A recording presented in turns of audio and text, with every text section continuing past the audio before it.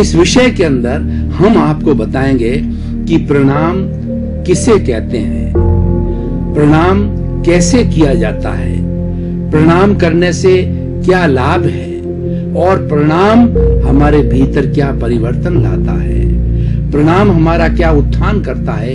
इन विषयों के बारे में पूरा आपके साथ के अंदर विवेचन किया जाएगा।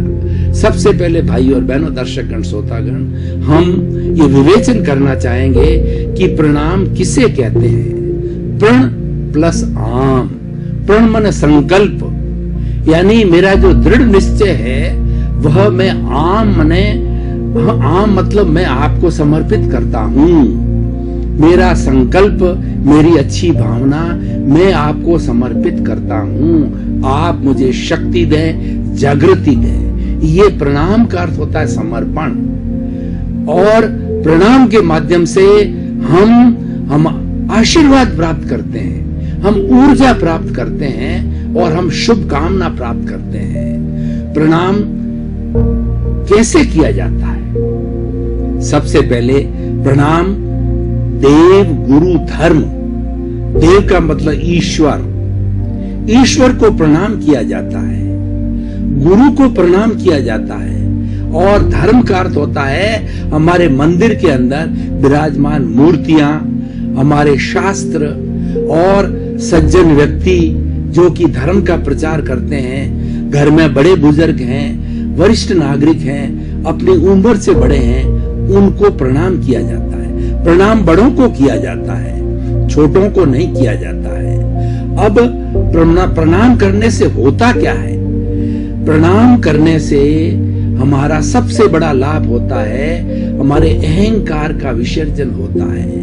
यानी हम अहंकार अपने से बड़े के चरणों के अंदर समर्पित करते हैं और उसके साथ साथ में हम शुभ कामना, हमारा जो संकल्प शक्ति है, हम जो कुछ करना चाहते हैं, हम जो कुछ बनना चाहते हैं, उसके लिए आशीर्वाद प्राप्त करते हैं। ईश्वर का आशीर्वाद बहुत ही जरूरी है। कहा गया, God help those who help themselves. ईश्वर उसकी मदद करते हैं जो स्वयं की मदद करता है। यानी मदद का अर्थ होता है जिसकी संकल्प शक्ति दृढ़ होती है, जिसका इरादा दृढ़ होता है, जिसका निश्चय दृढ़ होता है और जिसका एम दृढ़ होता है, उसको ईश्वर मदद करता है। दृढ़ संकल्प वाले को ईश्वर मदद करता है। तो जब ईश्वर के सामने प्रणाम करते हैं तो ईश्वर जो है हमें शक्ति देता है और ईश्वर हमारी जो संकल्प शक्ति है उसको दृढ़ बनाता है, उसको मजबूत बनाता है। और संकल्प शक्ति जब मजबूत होती है तो हमारी सारी ताकत, हमारा सारी एनर्जी और सारी हमारी काम कर्मजा ऊर्जा है वो एक जगह केंद्रित हो जाती। भाई और बहनों, दर्शकगण, श्रोतागण, मैं आपको इस बात पे उदाहरण देना चाहूंगा। सबसे पहले उदाहरण देना चाहूंगा मैं अर्जुन का, गांडीव धनुषधारी अर्जुन का उदाहरण देना चाहूंगा कि द्रौपदी का संयमवर था। संयमवर में यह शर्त थी कि द्रौपदी उसी के साथ शादी करेगी जो कि ऊपर जो मछली लटक रही है, उस मछली की जो आंख जो कि नीचे तालाब के अंदर नीचे कुंड में दिखाई देती है, और उस कुंड की तरफ ध्यान करके और अपना तीर का निशान करके और जो उस मछली की आंख का भेदन करेगा, छेदन करेगा, उसके साथ ही द्रौपदी का विवाह होगा। अर्जुन भी गांडीव जो है वो गांडीव जो है धनुषधारी, धनुष वाला अर्जुन भी वहां उपस्थित हुआ।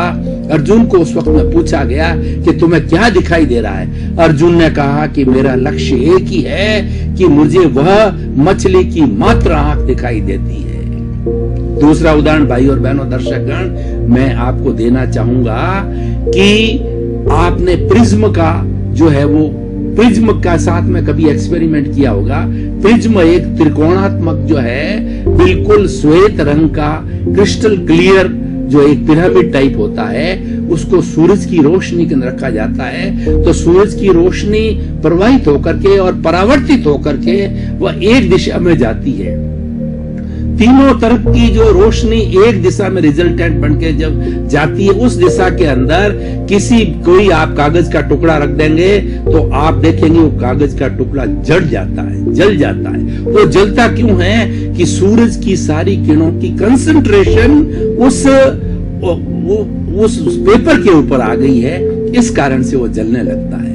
तो ये एक संकल्प शक्ति का, अर्जुन की उस संकल्प शक्ति से उसने उस आंख का भेदन किया और संयमवर के अंदर अर्जुन वो द्रौपदी को जीता और द्रौपदी का विवाह अर्जुन के साथ हुआ। और ये पेपर भी कंसंट्रेशन के कारण, जिसकी संकल्प शक्ति दृढ़ हो जाती है, ईश्वर उसके साथ है। ईश्वर उसको जो प्रणाम करता है उसको आशीर्वाद देते हैं। देव की बात हुई, गुरु की बात। गुरु का मतलब अंधकार और रू का मतलब दूर करने वाला। गुरु वह व्यक्ति होता है जो अज्ञान रूपी अंधकार को दूर करता है।